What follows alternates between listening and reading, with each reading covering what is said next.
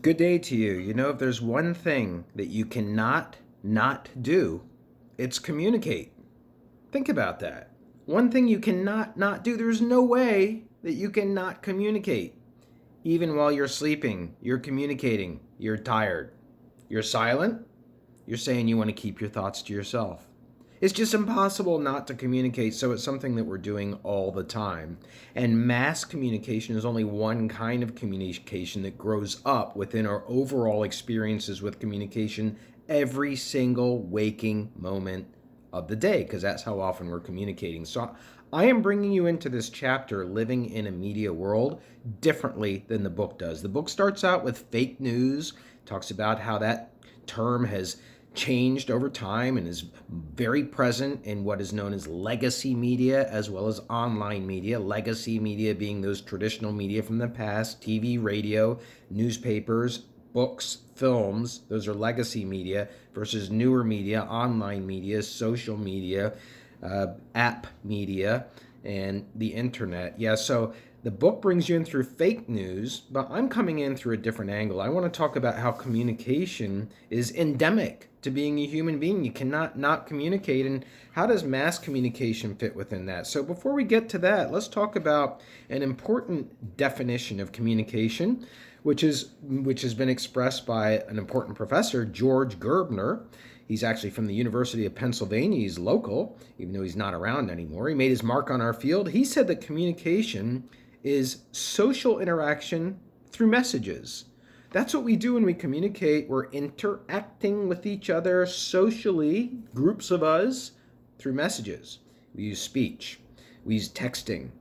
We use giving a person a note. We use playing a person a song. Those are messages, and they cause us to interact with each other and have sociableness to our lives. And so within that, what are the different levels of communication? That's what we want to talk about now. And this is the way that our field, the field of communication, is structured. It's built off studying different levels of communication. Mass media is one of those levels. And the other levels make their way into our coursework, right? So the first level of communication I want to talk about is intrapersonal communication, TRA, intra. That's communication that goes on inside of our heads, right? We're thinking what it is that we're thinking, but we're also talking to ourselves. Like when you ever take an exam and you're walking to it, get out of the car, I think I can do this. You're not actually saying that out loud, but you're saying it inside. That's intrapersonal communication. We talk to ourselves all the time that way. And then there's a next level of communication. That level of communication is interpersonal communication. It's communication between two people. I don't mean to make fists there. Those are supposed to be heads.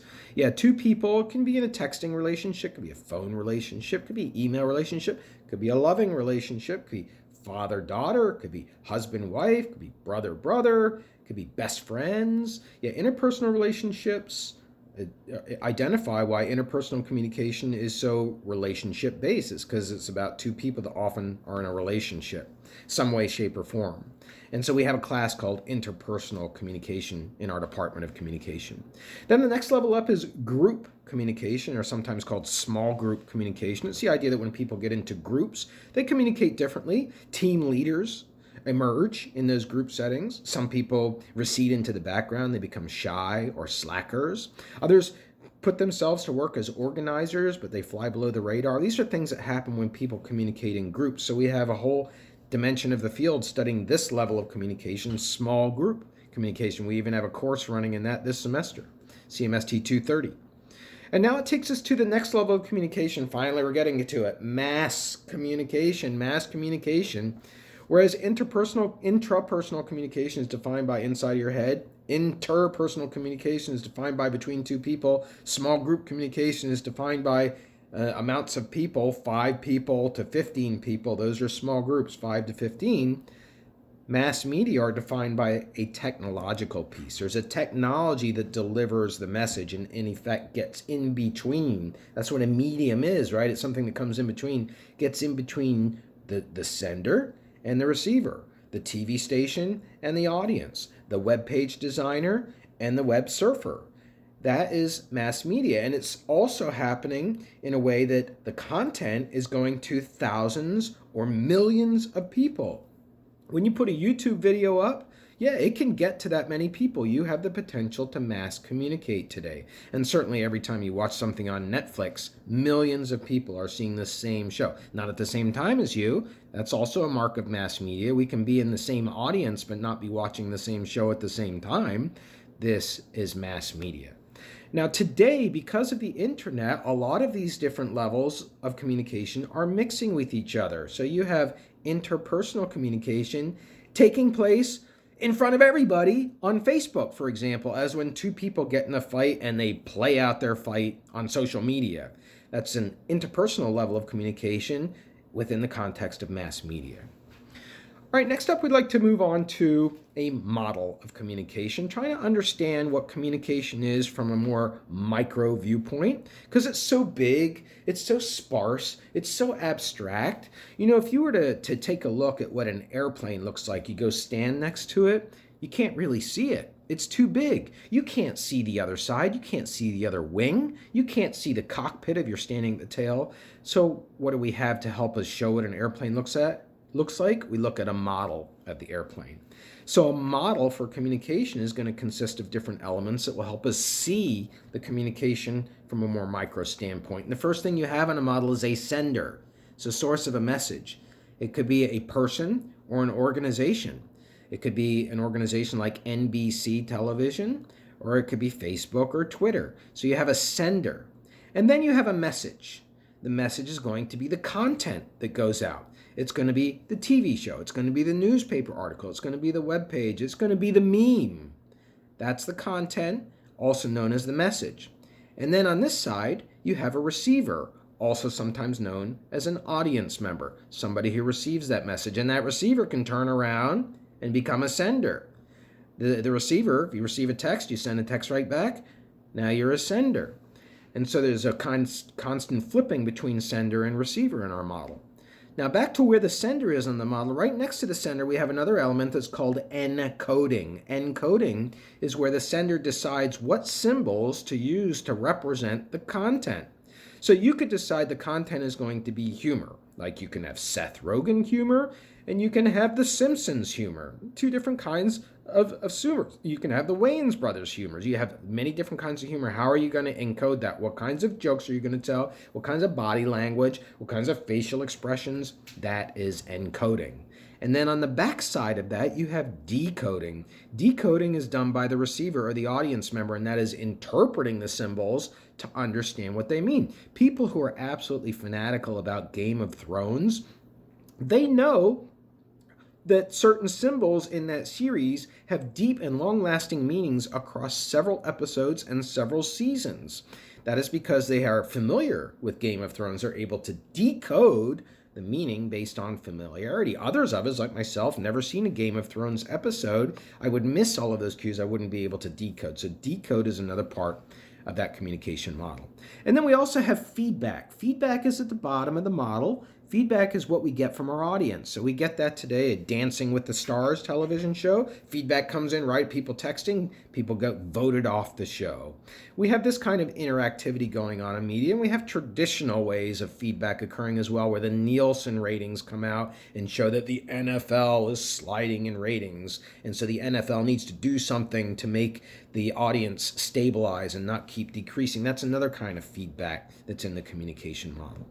And then also we have an element of the model that's called the channel. And this is very important to our Intro to Mass Media class because the channel can have a lot of limitations and also a lot of possibilities associated with it. If you want to ask your parents for money because you've run out, are you going to go see them? You're going to send them a text? You're going to call them on the phone so they hear your voice? The channel is chosen very specifically because it's very individual for our purposes and what our needs are. But channels have limitations. Television news, for example, is very good at telling stories about fires because it can show the fire, and that's why you have a lot of house fires in TV news. But radio news, not so good. That's why you don't have that many fires. You have things that communicate more with sound. So channel is another very important method. But that model of communication came to be very outdated. It was just a beginning model for studying communication. So more contemporary models have been developed now to help us understand, in particular, mass media. Let's take a look at those. 3 contemporary models building on the traditional model that we just looked at. So the first model that's contemporary is called the ritual model. And when we apply a ritual model to mass media, we're trying to understand how and why audiences consume media. How and why. Why and how. Why do people do this? Why did they do it so often? Why do people binge watch, for example, on Netflix? I'm watching a show right now. It's not a Netflix show, but it's the same idea. It's a streaming show. It's called The Americans. It's about 2 Russians who are raised in the United States, and they sound and look like Americans, but they're Russian spies. It takes place in the 1980s. I'm watching that. Why am I watching 2, 3, 4, 5, 6 episodes with my wife? What is it about that has become part of our pattern that allows us to sustain our marriage, have some fun, get some intellect, learn some new stuff that's happening, get in touch with something that's happening across the world, a Russian influence? What is it about how and why we are using that show? What is it about the how and why you listen to music in your car? The how and why you check your whatever social media you check in the way that you do it. This is what the ritual model tries to understand. It's the idea that we are not necessarily consuming media for the content, but we are doing it for other reasons, like to sustain a marriage, in my case with that example I gave. Moving on to a second model now, we come up with the publicity model. A publicity model is where media messages are created to draw attention to a person or group. To draw attention, so ESU has a new webpage that rolled out last semester. And it's got a whole philosophy behind the design. It's flowing from left to right. It doesn't have defined lines. It's also going at an angle. It's supposed to be very modern. That was rolled out to draw attention on the part of potential college seekers to ESU's webpage, to try and get people to come to ESU's webpage and eventually maybe enroll here or apply here for a job or take a course here as a continuing student. Yeah, publicity as a model of communication is all about how media are trying to draw attention to a person or group. And that's happening every time you watch news, right? If you watch Fox News, they're trying to draw attention to the outrageous things that liberal groups are doing. If you watch MSNBC News, they're doing the same thing, trying to draw attention to the outrageous things that conservative groups are doing. Draw attention. That's what that publicity model is all about. And then finally, we have the reception model. The reception model focuses on how receivers, the audience, create meaning. How receivers create meaning. You know, the Rocky Horror Picture Show is a really old movie, but probably almost all of you in this class know about it, even though it was put together in the 1970s, because that movie has totally changed into a movie that you go to see, into an event where people go and they participate in the movie. They yell back at the movie. They yell lines out. They anticipate lines. People stand up. They dance. People dress up and go to Rocky Horror Picture Show. I hope you know what I'm talking about there. It's saying the reception model of looking, that the way that people get meaning from that is in interacting with the film and in joking and in fact, spoofing the film, making fun of the film. Yeah, that's just one way to look at how reception as a paradigm, as a model might work. It's just how receivers, the people in front of the media, are creating meaning.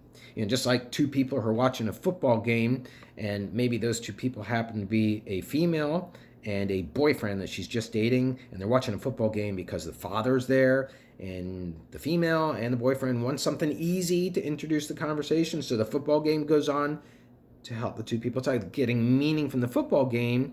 The meaning is more about feeling at ease in that family setting, perhaps. All right, now we're going to move on to a different section of this chapter. We are going to talk about how media have evolved, and that's going to set up the rest of the course as we start to wind down our instructor lecture here. We want to talk about what are some of the early forms of mass media. Media using technology eventually, but spreading out to millions of people, as opposed to communication is just going between a few select people, mass media. And we can find the origins in what we call pre-mass media networks. This is before we had mass media meaning print media. We'll talk about that later in the course. But the pre-mass media networks were people. So we have the Roman Catholic Church, for one. The Roman Catholic Church spreading media through the church, through priests, through the hierarchy and the organization of the church, the teachings of God. That was a pre-mass media network. We also had storytellers, not related to religion at all, just storytellers.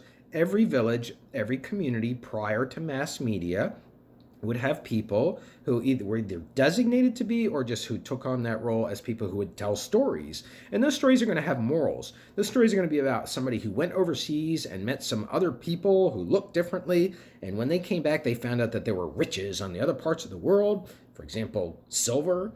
Yeah, stories. Yeah, unfortunately, those were stories told by colonials because it ended up in, colonialization in places like Mexico and ripping those countries off. But that's a story for another time. Storytellers is a function of spreading media messages throughout designated people. And then another pre-mass media network is just music, musical instruments. You learn a song and you teach that song, and that person can pass it on and they notate it through sheet music.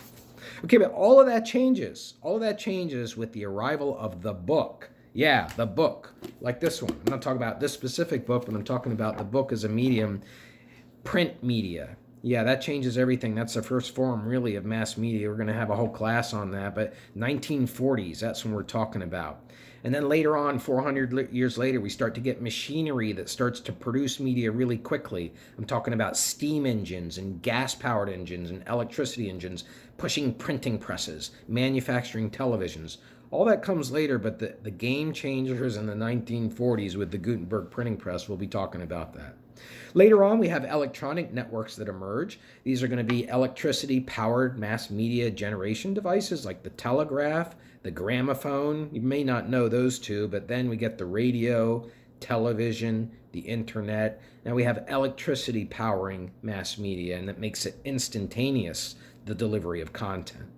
After that, we have another phase in the development of mass media. We'll call it the internet. And this is where we now have interactivity now. And no longer we just have a TV producer saying, here's a show, you have to be in front of your TV at 8 o'clock. If you miss it, tough.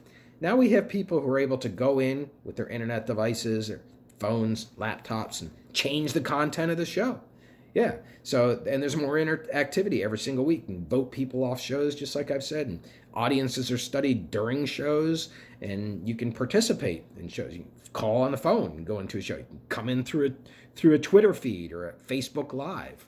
Much more interaction today, for sure. And it's a great time for you guys to be living in.